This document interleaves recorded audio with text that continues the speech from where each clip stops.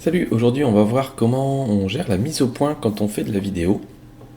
L'un des intérêts de faire de la vidéo au réflexe, c'est qu'on a un grand capteur et que donc on peut avoir une profondeur de champ assez faible avec donc un sujet net et un arrière-plan flou, ce qui donne un petit peu cet effet qu'on retrouve au cinéma ou dans les séries télé et que n'importe quelle petite caméra vidéo qu'on tient à la main ne peut pas faire parce que ces caméras-là ont des tout petits capteurs et qui dit petit capteur dit forcément grande profondeur de champ. Donc on va voir un petit peu comment on gère ça, parce que du coup ça apporte un souci supplémentaire par rapport à ces caméras à petit capteur, c'est qu'il faut faire sa mise au point et il faut la faire précisément. Donc on va commencer par installer Magic Lantern. Je vais vous expliquer pourquoi. En fait, c'est que dans Magic Lantern, il y a tout un tas d'outils qui sont très pratiques pour les gens qui veulent faire de la vidéo avec leur réflexe. Certaines marques d'appareils photo réflexe incluent toutes ces aides à la vidéo directement dans leur software. Canon malheureusement sont encore assez en retard là-dessus, et donc c'est pour ça que sur Canon on a besoin d'installer Magic Lantern en plus. Je crois que chez Nikon ils n'ont pas grand chose non plus pour aider à la vidéo. Bon, ça dépend des modèles évidemment, mais c'est pas non plus extraordinaire. Les meilleurs sont plutôt Panasonic avec son GH3, GH4 maintenant. Là, il y a toutes les aides qu'il faut, c'est génial. Je crois que Sony sont pas mal non plus. Bref, comme moi j'ai un Canon, et que beaucoup d'entre vous ont un Canon, je suppose, ou un Nikon, je vous invite à installer Magic Lantern. Pour Nikon, c'est pas disponible malheureusement. Et pour installer Magic Lantern, je vous invite à regarder la vidéo là en dessous que j'ai faite sur la chaîne photo pour expliquer comment on peut l'installer sur le Canon 1100D, mais ça vaut aussi pour les autres. Alors, donc c'est parti, j'ai mon appareil photo qui est là juste à côté, et on va faire ça ensemble. Alors, je viens placer mon appareil photo juste devant vous. Comme ça, voilà. Je vais faire la mise au point, comme ça, ce sera plus simple. Voilà. Et on allume. Alors, on va se mettre en mode vidéo, évidemment. Voilà. Et donc là, vous voyez, j'ai fait une petite scène, j'ai bien préparé mon exercice, avec des objets qui sont à différentes profondeurs de champ. On a ici un pot à crayon qui est là, on en a un beaucoup plus loin sur la table, et puis après les objets là-bas au loin. Alors, première chose qu'on va faire, c'est qu'on va aller dans le menu de Magic Lantern, qui est... Et il faut appuyer sur la touche poubelle ici, pour aller dans le menu de Magic Lantern. Et là, donc, on y arrive. Première chose à vérifier, c'est que vous avez bien le Expo Override qui est sur On. Ça veut dire en gros que c'est Magic Lantern qui prend la main. Ensuite, dans ce menu ici, là vous avez tout un tas d'options, et nous on va s'intéresser aujourd'hui au Focus Peak. Donc on va l'activer.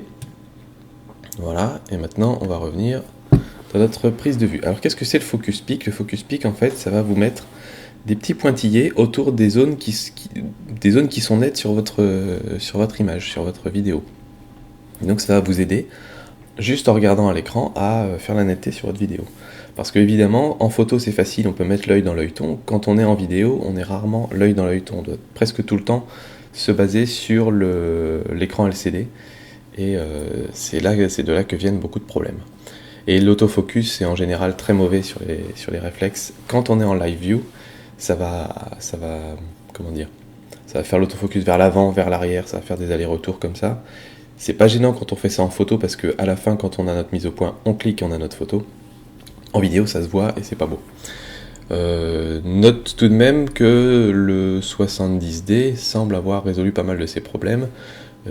Et chez d'autres constructeurs, je crois que chez Sony notamment, ils ont des technologies qui marchent pas mal aussi. Donc, alors ici, on voit qu'il n'y a rien qui s'affiche. Pourtant, on a activé le focus picking. Alors, il faut aller sur le bouton Display pour changer un petit peu la façon dont les choses se présentent, et là on a le display de Magic Lantern, et vous voyez tout de suite que au peu près du pot à crayon ici, ça clignote, ça scintille, parce qu'il est net. Et donc si je change la mise au point, alors là je suis au maximum. Alors le problème c'est que c'est un objectif, c'est le 55-250, c'est un objectif qui zoome en faisant la mise au point, donc c'est pas parfait pour la vidéo, mais pour l'explication ce sera simple, ça suffira. Donc là on tourne un petit peu, et vous voyez, si on veut mettre la mise au point sur ces objets-là, il faut essayer de trouver le moment où c'est le plus net, et là, on est bien là. Là, on a plein de petits scintillements, donc ça veut dire que c'est net. Maintenant, on va faire la mise au point sur le deuxième pot de crayon qui est là-bas derrière.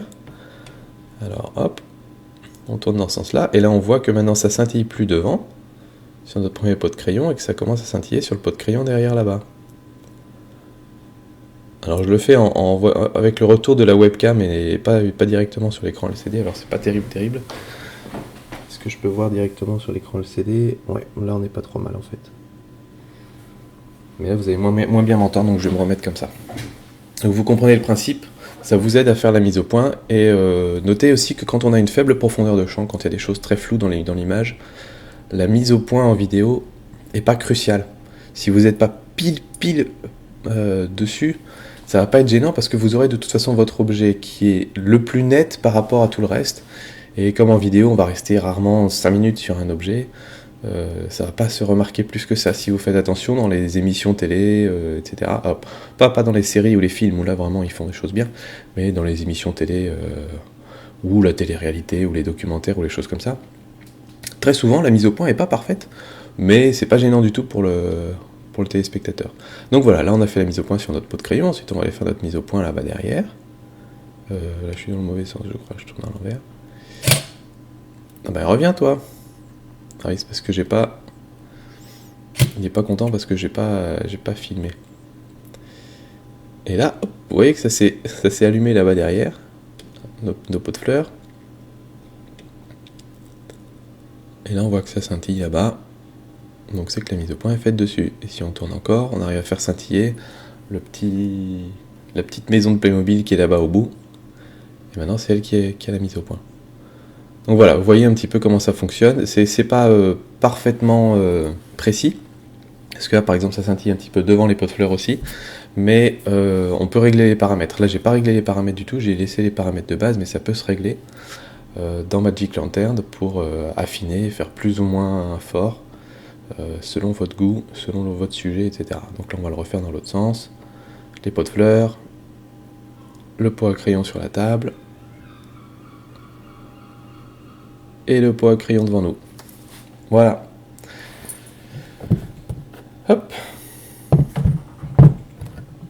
Non, on va l'éteindre. On va se remettre net. Voilà. Oui, voilà, donc comme vous voyez, c'est vraiment pas compliqué. Et on s'y fait assez vite. Donc ce qu'il faut, c'est regarder votre écran LCD quand vous tenez votre caméra, et puis vous faites votre mise au point au fur et à mesure, en regardant un petit peu où sont les petits pointillés qui scintillent, et ça vous aidera à faire votre mise au point en manuel sur la vidéo. C'est ce que font tous les vidéastes amateurs et professionnels, font la mise au point en manuel. Ils ont laissé tomber l'autofocus, mais ça pourrait bien changer bientôt avec le 70D, et ça je vous en parlerai probablement dans quelques mois. Voilà, quand il sera là. Allez, ciao.